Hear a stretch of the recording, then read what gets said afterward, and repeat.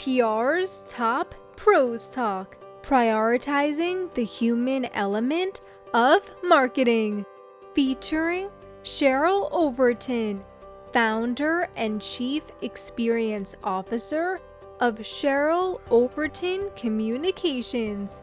And here's your host, Doug Simon. Cheryl, you often talk about designing for the margin. What do you mean by that? Thanks so much. I mean, one of the things, this is actually a phrase, I cannot take credit for this whole design philosophy. It is actually something that is used in many fields and in many industries. And I've decided to apply it to the marketing communications industry. It's really a design process or a thought process that at every step of the way, whether it's from strategy to ideation to performance marketing and measurement, it takes the most marginalized target or the most impacted target and solves for their needs. And so what I think that means for us from a communication standpoint is the most underrepresented or heretofore undervalued communities.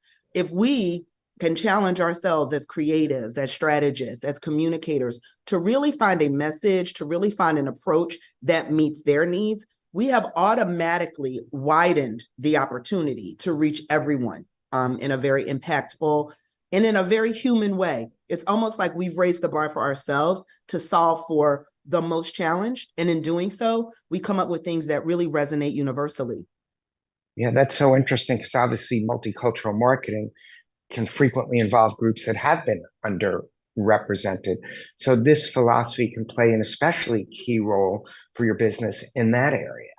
It really is. It's really one of our strategies and really more of a philosophy to how we look at things. So if a client is coming to us and they want to reach, Black moms, or they want to reach, Latina Gen Xers, or Gen Zers, that's demography, right? Like that's not how we don't check boxes and figure out messages. We really look at who are humans, what drives them, what motivates them, what makes their heart sing, what makes them cry when no one is looking. And if we can solve for those things, we actually come up with those ahas that feel a little more sticky and frankly feel more memorable and memorable to everyone. I mean, I think that's the other thing. Before, when you start doing this work and you start to talk to potential clients about it, sometimes they're fearful. Oh no, will that alienate a broader audience? Will that make my consumer who might now be the market share, will that make them think differently about my brand or my service? And the answer, according to the data and according to practice, is no. People are very happy when you can zone in on something very specific, because in that specificity, there is a universal human truth that gets revealed. Yeah, and that's one of the more intriguing parts of this for me is by focusing on a specific tight group, it seems like your message is more effective for the masses of people, which might be counterintuitive. I love counterintuitive. Well, I don't even think it is counterintuitive, to be really honest with you. I think it is, in our industry, I think when you can find that tension, but the tension that's not negative, but the tension that's like provocative and like, oh, it makes you lean in or makes you listen a little harder. That's what we're seeking. And so I think that this is a way to get at the tension. For example, I worked with a client last year, Hologic, and they are a women's health diagnostics company. And one of the things that Hologic wanted to do was to encourage women to get their annual exams. Well woman exams is what doctors call them. Everybody gets an annual physical, or we hope everyone does. But our data show that during the pandemic, as you well can relate to, women who are busy working and caring for family and caring for themselves, they put themselves last. Well, this is about, women getting an annual physical because there are certain health conditions that if you even miss a year of your diagnostic and you go back the next year or you go back in 2 years, there are certain women's health things, breast cancer being one, cervical cancer being one. We want to watch this every year. We want to get a clean bill every year, because even missing a year, something could develop. And we don't want to have to manage to a real diagnosis or a real serious health issue. So we did a whole awareness campaign around encouraging women to get a well woman visit. And we aired a 30-second spot during the Super Bowl last year featuring Mary J. Blige, a Black woman. Black women are more impacted by these things than all other women. We also find that there is health bias in the health field among or against Black women. They're not recommended for diagnosis and treatment as fast as other women. They are not recommended for more aggressive forms of treatment and therapy as other women. So there's a real epidemic impacting Black women. But this is something we want all women and anybody who cares about women to know about. So we chose the biggest opportunity to talk to people, the Super Bowl. There's not anybody who's not watching the halftime show and the ads and things like that. We chose that venue.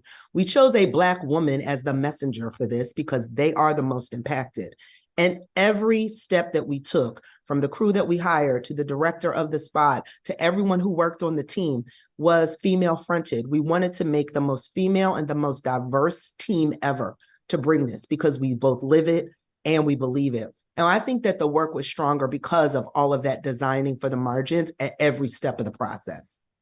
Right. Now, your clients are clearly getting the message, but do you think brands in general are getting the message and taking it to heart? There's a lot of talk about that, but are they getting the message? How do they go about doing it? Yeah. I mean, if I were to give brands a grade, somewhere between a B- and a C+, maybe. I think things have improved. I think that there are brands out here doing amazing work. So by no means is this a finger pointing exercise, but we could do better. I think brands can do better. It works in a couple of ways. So I'm talking about sort of directing our thinking and our strategy against the most egreged, if you will, or the most marginalized as a way to lift up everyone. But the truth of it is, when you look at some of these cohorts, whether they are people of color, whether they are people of different age ranges or different cohorts, these are often the most prolific on social media. These are the most influential from a popular culture standpoint. These are people whose register receipts when they actually go to stores and retail who are higher than the total market, if you will. So these are valuable consumers to brands. So there's no reason to do this for any other reason than a business reason. But if you are a brave brand, if you want to impact culture, and if you really want to reach and get people to fall in love with your brand, it's a great way to do it.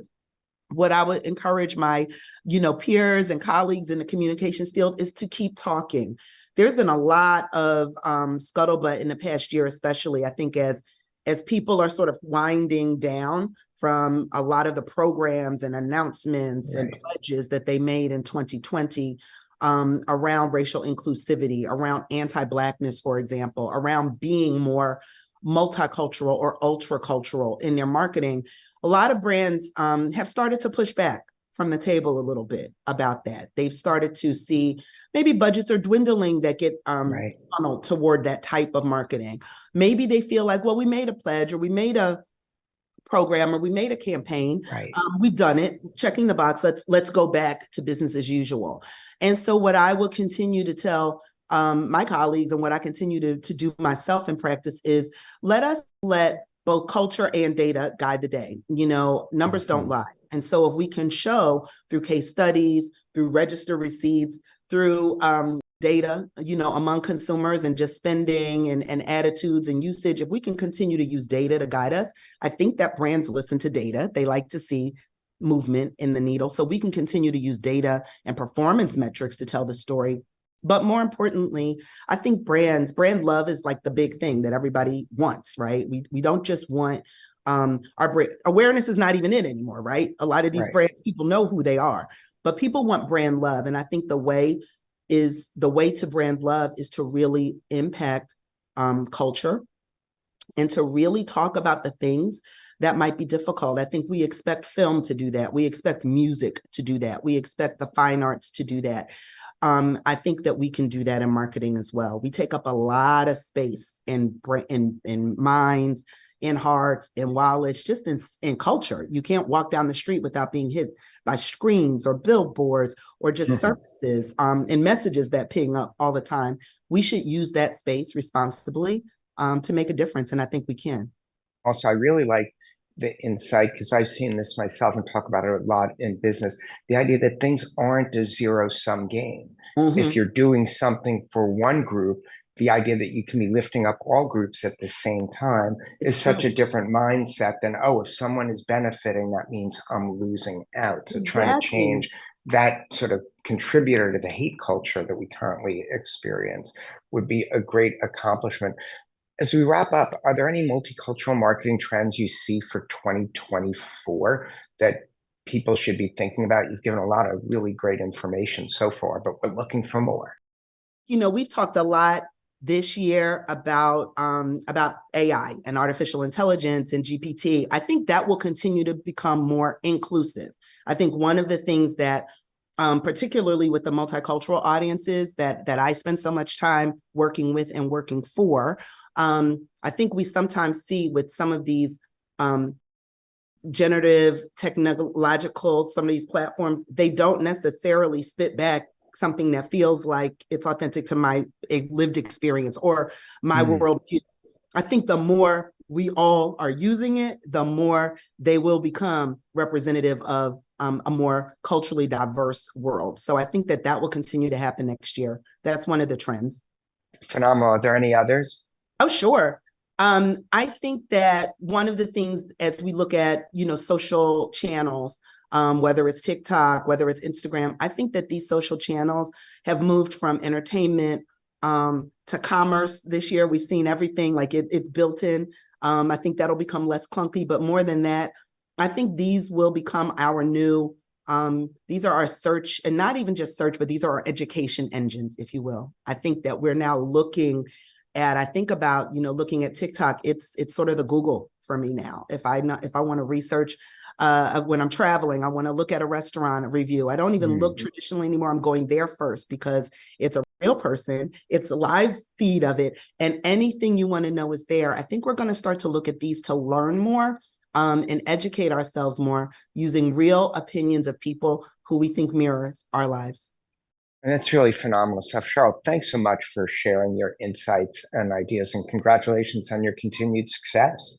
Thank you. Thanks for having me. It's great to be here.